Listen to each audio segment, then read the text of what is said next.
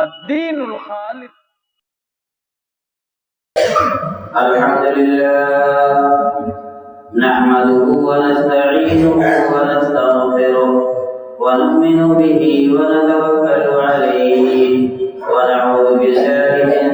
شرور أنفسنا وسيئات أعمالنا من يهده الله فلا مضل له ومن يضلل فلا هادي له وأشهد أن لا إله إلا الله وحده لا شريك له وأشهد أن محمدا عبده ورسوله أرسله بالحق بشيرا ونذيرا بين يدي الساعة فمن يطع الله ورسوله فقد رشد ومن يعصيهما فإنه لا يضر إلا نفسه ولا يضر الله شيئا. أما بعد فإن خير الحديث كتاب الله وخير الهدي هدي محمد صلى الله عليه وسلم وشر الأمور محدثاتها وكل محدثة بدعة وكل بدعة ضلالة وكل ضلالة في النار. أعوذ بالله السميع العليم من الشيطان الرجيم. بسم الله الرحمن الرحيم. ولقد خلقنا الإنسان ونعلم ما توسوس به نفسه ونحن أقرب إليه من حبل الوريد إذ يتلقى المتلقيان عن اليمين وعن الشمال قعيد ما يلفظ من قول إلا لديه رقيب عتيد. وقال جل شانه وعد الله الذين آمنوا منكم وعملوا الصالحات ليستخلفنهم في الأرض كما استخلف الذين من قبلهم وليمكنن لهم دينهم الذي ارتضى لهم وليبدلنهم من بعد خوفهم أمنا يعبدونني لا يشركون بي شيئا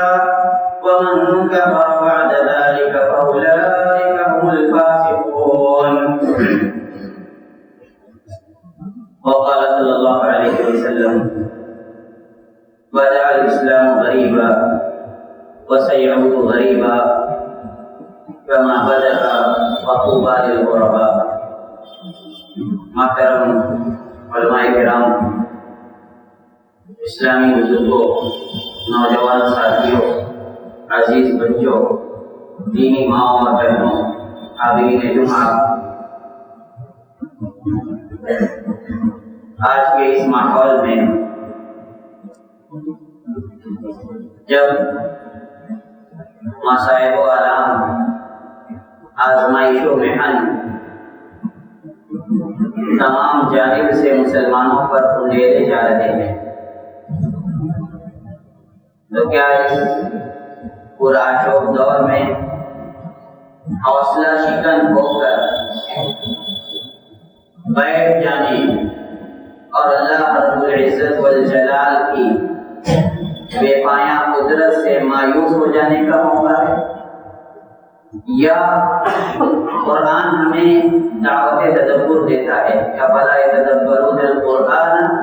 ام علی قلوب اقفالها، کہ میرے بندے قرآن نہیں پڑھتے یا ان کے دلوں پر تالے پڑے ہوئے ہیں. میں نے خطبہ مسنونہ کے بعد سورہ نور کی آیت نمبر 55 آپ لوگوں کے سامنے پڑھی. اس آیت کے اندر اللہ تبارک و تعالیٰ اپنے مومن بندوں سے ایک وعدہ کرتا ہے، اور اس وعدے کا دار و مدار اسی بات پر ہے کہ اگر وہ اپنے آپ کو مومن کہتے ہیں تو ایمان پر ثابت قدم رہ کر اور اعمال صالحہ کو اپنا حرز جاں بنا کر اللہ کی ذات پر توکل کر کے جینا سیکھ لیں، دنیا کی کوئی مصیبت ان کے پائے تبات میں لغزش نہیں پیدا کرتی. دنیا کی کوئی قوت ان کو اللہ رب العزت کے علاوہ ہراساں اور خوفزدہ نہیں کر سکتے۔ تقاضا یہ ہے کہ رمضان بیتا ہے، باقیات صالحات جو ہمیشہ باقی رہنے والے اعمال ہیں جن کی عادت ہم نے رمضان میں ڈالی، یہی خطبے کا موضوع ہونا چاہیے تھا، لیکن آج ایک تاریخی دن ہے اور اس دن کے پس منظر میں مزاج نے کروٹ لی کہ چلو اس موضوع کو تو کبھی اگلے خطبے تک ڈالا جا سکتا ہے، لیکن آج جو حالات ہیں اس پر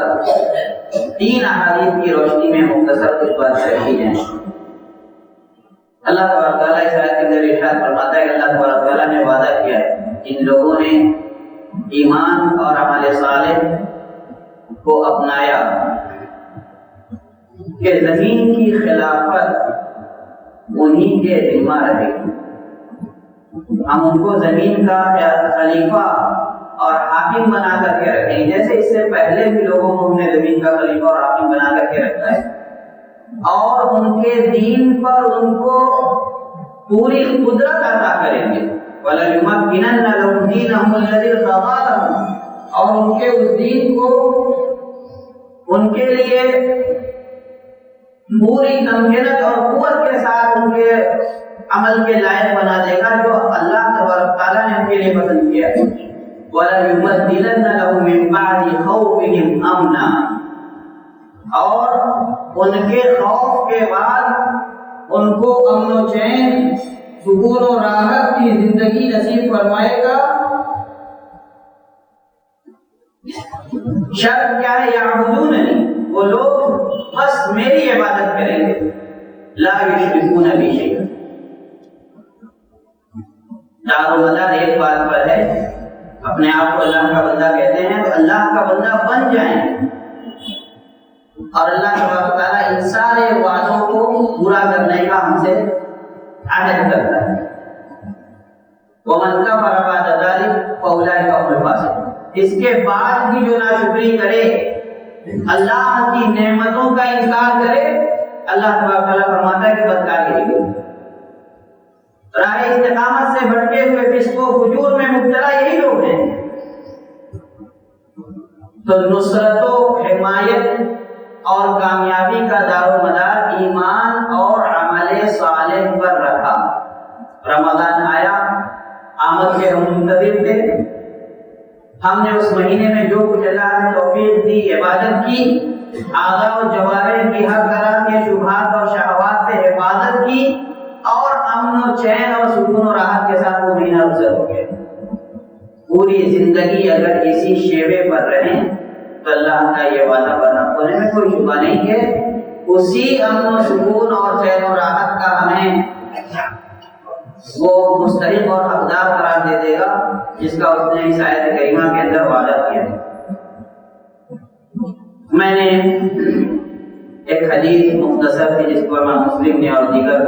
لوگوں نے روایت کیا ہے، بیان کی کہ اسلام اجنبیت کی حالت میں شروع ہوا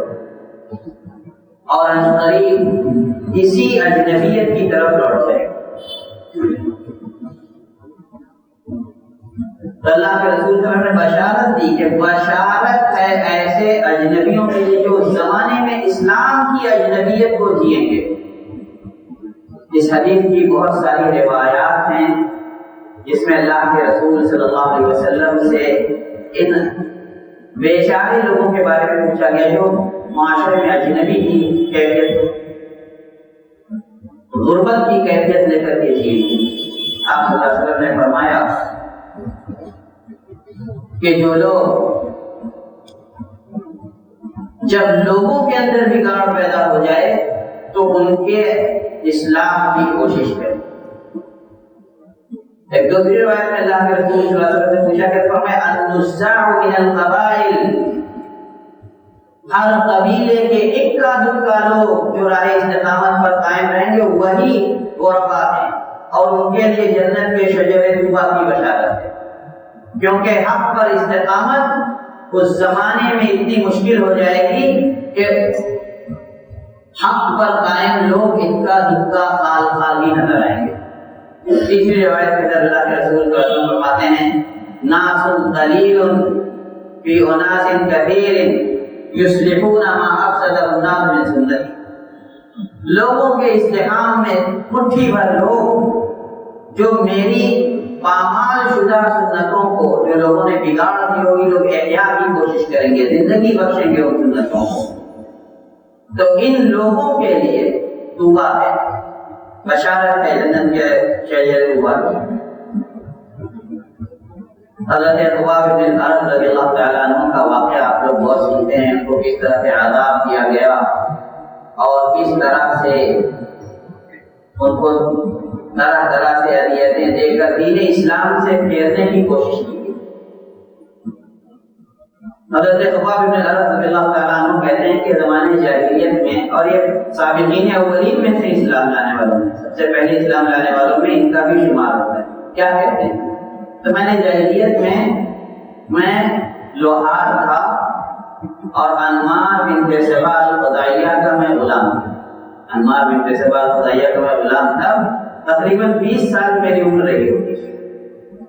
کہتے ہیں کہ میں نے اللہ کے رسول صلی اللہ علیہ وسلم کی دعوت سنی تو اس پر ایمان لے آیا، اور جب اس کی خبر میری مالکہ اور کفار قریش کو ہو گئی تو کہا کہ وہ مجھے آگ کا عذاب دیتی، معمولی عذاب نہیں، آگ کا عذاب دیتی تھی، انگارے بچھا کر کے اس پر مجھے سلا دیا جاتا اور میری پیٹھ کی چربی پگھل کر کے جب اس آگ پر پڑتی تو آگ بجھ جاتی۔ یہ اذیتیں حضرت خباب نے جھیلی اور فرمایا کہ عاص بن وائل السہمی کے یہاں میرا کچھ قرض تھا، باقی تھا، میرا ادھار تھا، تو میں اپنا پیسہ واپس مانگنے اس کے پاس گیا تو اس نے بھی میرے ہی دین کی آزمائش، اس نے کہا کہ محمد کے دین سے پھر جاؤ، میں تمہارا پیسہ دے دیتا ہوں۔ بخاری کی روایت ہے کہ حضرت خباب بن الارت رضی اللہ تعالیٰ عنہ نے کہا کہ اگر اللہ مجھے وفات دے کر کے دوبارہ بھی اٹھا دے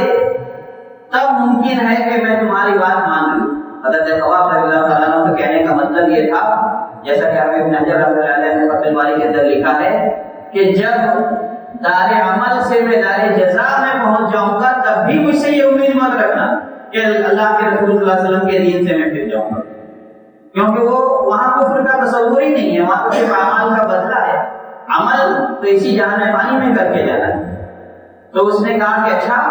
موت کے بعد پھر دوبارہ زندگی ہوگی، اچھا تو ایسا ہے کہ جب میں مرنے کے بعد دوبارہ زندہ ہو جاؤں اور مال و اولاد میرے پاس پھر ہو جائے تب آنا میں تمہارا قرض لوٹا دوں گا۔ اس نے نہیں کیا، واپس کر کہا کہ کفار قریش میری گردن مروڑ کر کے بالوں سے کھینچتے تھے اور کہتے تھے کہ محمد کے دین سے پھر جاؤ، اور میں ثابت قدم رہتا۔ ان گفتگو حالات میں اسلام کے تاریخ کا، سیرت کا، سیرت صحابہ کا، اولین دور میں اسلام نے جن حالات کو جیا ہے اس کا مطالعہ کرنا حوصلے کو تھوڑی سی ہمت دے کر بلند کرتا ہے۔ حضرت خباب رضی اللہ تعالیٰ نے اتنی باتیں بیان کرتے ہیں اور اس کے بعد ایک دوسری روایت کرتے ہیں، کہتے ہیں کہ جب اتنی اذیتیں ہم نے اور ہمارے ساتھیوں نے جو اولین اسلام لانے والے صحابہ تھے بہت ستائے جاتے تھے، جھیل لیا، تو اللہ کے رسول صلی اللہ علیہ وسلم کے پاس پہنچے۔ وہ نبی رحمت کعبہ کے سائے تلے ایک چادر کا تکیہ لگائے لیتا ہے، صلوات ربی وسلام علیہ، کہتے ہیں شکونا الی رسول اللہ صلی اللہ علیہ وسلم وهو متوسد ببردۃ له فی ظل الکعبہ، کہ ہم نے اللہ کے رسول صلی اللہ علیہ وسلم کے پاس جا کر کے شکایت کی کہ الا تستنصر لنا الا تدعو لنا، کیا آپ اللہ سے ہمارے لیے مدد نہیں مانگیں گے، آپ اللہ سے ہمارے لیے دعا نہیں کریں گے؟ بعض روایات میں دفعہ آپ دیکھتے نہیں ہمارا کیا حال ہے۔ آپ صلی اللہ علیہ وسلم نے فرمایا کہ تم سے پچھلی امتوں میں سے کسی شخص کو لایا جاتا، زمین میں گڈھا کھودا جاتا، پھر اس کو اس گڈھے میں رکھا جاتا، سیدھا کھڑا کر کے پھر آری لائی جاتی اور اس کی سر کی مانگ پر آری رکھ کر 2 جڑیں چیر لیا جاتا، دو ٹکڑے کر دیے جاتے اس کے، لیکن تب بھی یہ بات اس کو اس کے دین سے پھیرتی نہیں۔ یہی ثابت قدمی ہر زمانے میں اہل اسلام کا شعار ہے۔ امام احمد بن حنبل رحمۃ اللہ علیہ جب خلق قرآن کا فتنہ اٹھا، معتصم کے جلاد، تازہ دم جلاد نئے گھوڑے لے کر آتے، سستائے ہوئے ایک دم فریش جلاد اور تازے گھوڑے لے کر کے آتے۔ امام احمد بن حنبل رحمۃ اللہ علیہ خود فرماتے ہیں کہ مجھے اتنی زور سے گھوڑوں کی مار پڑی کہ اگر اس گھوڑے کو ہاتھیوں پر برسائے جاتے تو ہاتھی بلبلا کر کے دوڑ پڑتے، لیکن میں برداشت کرتا تھا کہ مسئلہ تھا اللہ کی کتاب کے سلسلے میں لوگوں کے عقیدے کو درست رکھنے کا۔ اور لوگ کہا کہ علماء کی ایک بڑی جماعت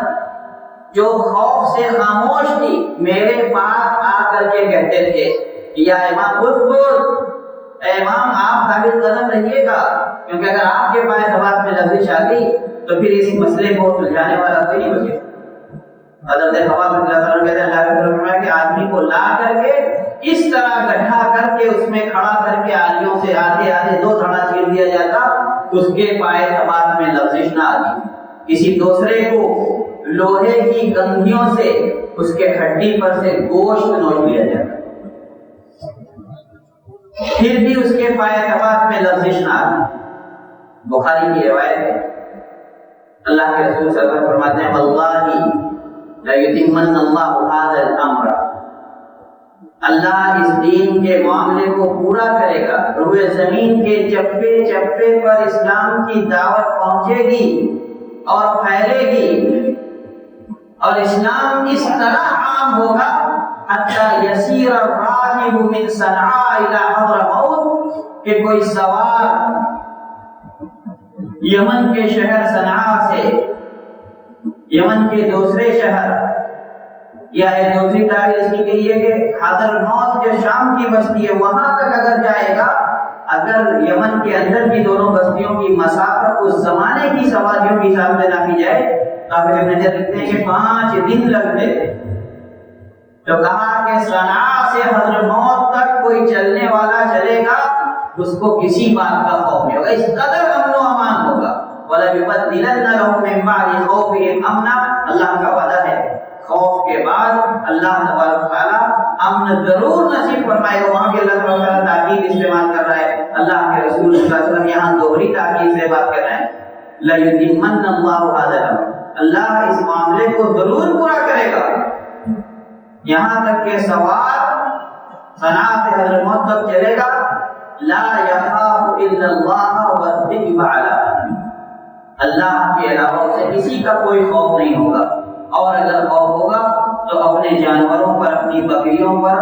بھیڑیے کا خوف ہے کہ کہیں بھیڑیا آ کر میری بکریوں کا شکار میری بکر کا فائدہ نہ ہوگا، اور کسی بات کا اسے ڈر نہیں، اور یہ وعدہ پورا ہو کر کے رہنے والا ہے۔ لیکن اللہ کے رسول صلی اللہ علیہ وسلم نے حدیث کا اختتام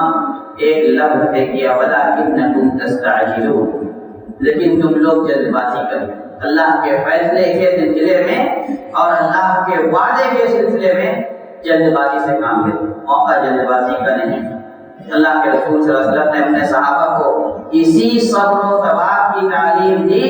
کہ دین پر قائم رہو، کہ ایک نہیں 20 ایسے موقع آئے جب نقض عہد دوسروں کی طرف سے ہوا اور اللہ کے رسول صلی اللہ علیہ وسلم نے بہت نرم دلی کے ساتھ جھک کر کے سمجھوتا کر لیا، اور اس کا اثر یہ ہوا کہ اس سے اسلامی دعوت کو مزید فائدہ پہنچا، مزید اس کو قوت حاصل ہوئی، مزید اس کو وسعت حاصل ہوئی۔ بطور مثال آپ حدیبیہ کو لے لیجیے، حضرت عمر آپ کے برہم ہو رہے ہیں کہ کیا ہم حق پر نہیں ہیں، کہ ہمارا دین وہی سچا دین نہیں ہے؟ اللہ کے رسول صلی اللہ علیہ وسلم بلا بلا کہہ رہے ہیں، ہاں ٹھیک کہتے ہو عمر۔ حضرت عمر رضی اللہ تعالیٰ عنہ کا سبق بما يقبل الدنیۃ فی دین، ہم یہ پسپائی اپنے دین کے سلسلے میں کیوں قبول کریں؟ اللہ کے رسول صلی اللہ علیہ وسلم نے اس موقع پر بھی کفار مکہ کی ساری شرطیں مان کر کے سمجھوتا کر دیا، تیسری حدیث جو میں آپ لوگوں کے سامنے رکھنا چاہتا ہوں وہ ہے کہ اللہ کے رسول صلی اللہ علیہ وسلم نے حضرت ثوبان اور حضرت ابو ہریرہ رضی اللہ تعالیٰ عنہما سے روایت آئی ہے کہ اللہ کے رسول صلی اللہ علیہ وسلم نے فرمایا کہ زمانے میں تمہارا یہ حال ہوگا یوشک ان تداعی علیکم الامم کہ تمہارے اوپر امتیں پل پڑے، حملہ آور رہیں۔ تمام دنیا کے جو دوسرے مذاہب کے ماننے والے ہیں سب ایک دوسرے کو دعوت دے کر متحد ہو کر اہل اسلام پر دعویٰ بول دے۔ کما تداعی الاکلۃ الی مصعدها، اس طرح سے کھانے والے کھانے کی تھال کی طرف ایک دوسرے کو بلانا ہے کہ سب کھائیں، اسی طرح وہ سب ایک دوسرے کو دعوت دے کر متحد ہو کر اسلام کو صفحہ ہستی سے مٹانے کے لیے متحد ہو جائیں۔ صحابہ میں سے کسی نے پوچھا امن قلت نحن یومئذ یا رسول اللہ، پھر ہماری بہت قلت ہے، تھوڑے سے ہوں گے، کیا ہم اس دن بہت کم ہوں گے کہ جس کا جو چاہے ہمارے ساتھ برتاؤ کر لے، سلوک اختیار کر لے؟ اللہ کے رسول صلی اللہ علیہ وسلم نے فرمایا کہ نہیں، بل انتم کثیر، بلکہ تم بہت ہوگے، تعداد میں تم کم نہیں ہوگے۔ ولکنکم غثاء کغثاء السیل، لیکن تمہاری حیثیت سیلاب میں بہنے والے جھاگ اور جھاڑ و جھنکاڑ سے زیادہ نہیں ہوگی۔ اللہ تبارک و تعالی جو تمہارا حادثہ ہے کہ دشمن تمہارے تصور سے کانپتا ہے، یہ خوف یہ روب تمہارے دشمنوں کے دلوں سے نکال دے گا۔ وَيُوضَعُ فِي قُلُوبِكُمُ الْوَهْنَ، اور تمہارے دلوں میں کمزوری ڈال دی جائے۔ پھر سوال کرتا ہے صحابہ میں سے کوئی صحابی، وَمَا الْوَهْنُ يَا رسول اللہ، یہ کمزوری کیا ہے؟ قال حب الدنیا وکراہیت الموت، دنیا کی محبت اور موت کی ناپسندیدگی۔ ہم نے دنیا کی طرف توجہ جب کر لی اور موت ہم کو بہت ناگوار لگنے لگی اور موت سے فرار کے لیے دنیا کی تمام آسائشیں اختیار کرنے لگے اور اس اٹل حقیقت کو بھول گئے کہ موت چاہے ہم جتنے بھی انتظامات کے بیچ رہیں، جب آنی ہے جیسے آنی ہے اور جس وقت آنی ہے آ کر کے رہے گی۔ تو ہمارے اندر یہی ضعف اور کمزوری اور وہن جس کی پیشی گوئی اللہ کے رسول صلی اللہ علیہ وسلم نے حدیث میں کی در آئی، اور یہی وہن نکالنے کی تدبیر بھی اللہ کے رسول صلی اللہ علیہ وسلم نے ایک دوسری حدیث میں مزید صراحت سے فرمائی۔ نکل جائے گا، یہ نہیں ہے کہ یہ پرماننٹ ایک کمزوری آ گئی جو اب جا نہیں سکتی۔ اللہ تبارک و تعالیٰ قرآن حدیث مجید کیسے فرماتا ہے ان اللہ لا یغیر ما بقوم حتی یغیر ما بانفسہم، اللہ تبارک و تعالیٰ کسی قوم کی حالت تب تک نہیں بدلتا جب تک کہ وہ خود اپنی حالت کے بدلنے کی فکر نہ کرے۔ اللہ کے رسول صلی اللہ علیہ وسلم فرمایا تبایعتم بالعینہ وتمسکتم بأذناب البقر ورضیتم بالحیاة الدنیا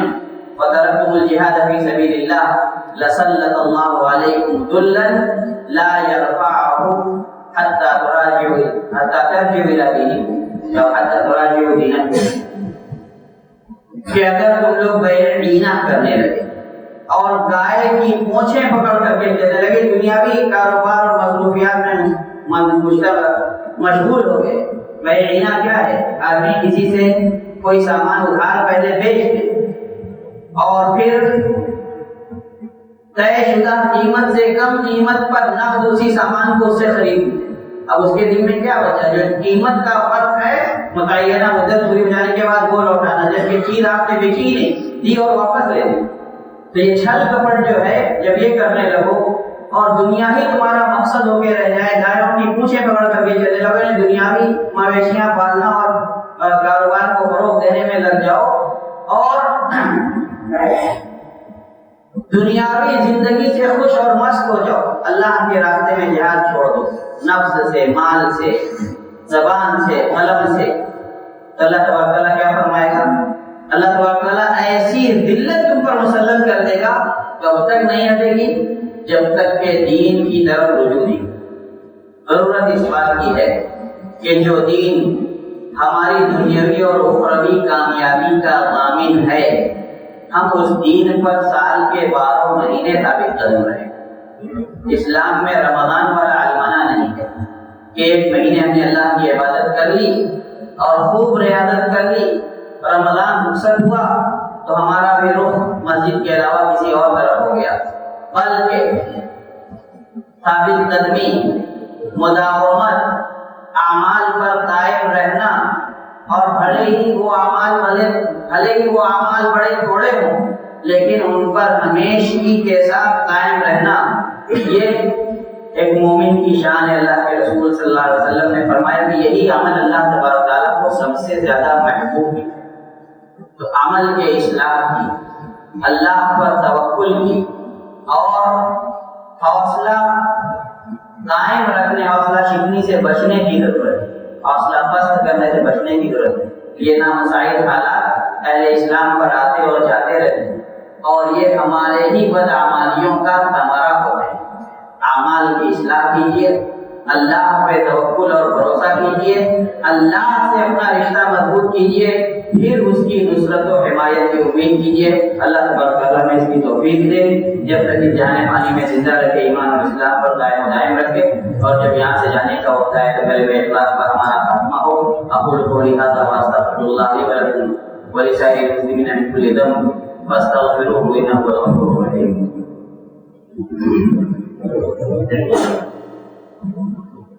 الحمد لله الذي لم يتخذ ولدا ولم يكن له شريك في الملك ولم يكن له ولي من الذل وكبره تكبيرا،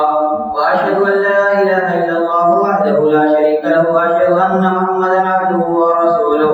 اما بعد فاعوذ بالله السميع العليم من الشيطان الرجيم، بسم الله الرحمن الرحيم، ان الله وملائكته يصلون على النبي يا ايها الذين امنوا صلوا عليه وسلموا تسليما، اللهم صل على محمد وعلى ال محمد كما صليت على ابراهيم وعلى ال ابراهيم انك حميد مجيد، اللهم بارك على محمد وعلى ال محمد كما باركت على ابراهيم وعلى ال ابراهيم انك حميد مجيد، اللهم اعز الاسلام والمسلمين، اللهم وانصر اخوانك المسلمين وانصر عبادك الموحدين، اللهم الف بين قلوبهم واصلح ذات بينهم وانصرهم على عدوك وعدوهم، اللهم لعن الكفرة الذين يصدون عن سبيلك ويقاتلون ويكذبون رسلك ويقاتلون اولياءك، اللهم لا تقم لهم رأيا، اللهم لا تقم لهم رأيا، اللهم انا نجعلك في نحورهم ونعوذ بك من شرورهم۔ عباد الله رحمكم الله، ان الله يأمر بالعدل والإحسان وإيتاء ذي القربى وينهى عن الفحشاء والمنكر والبغي يعظكم لعلكم تذكرون، واذكروا الله يذكركم وادعوه يستجب لكم، ولذكر الله أكبر والله يعلم ما تصنعون۔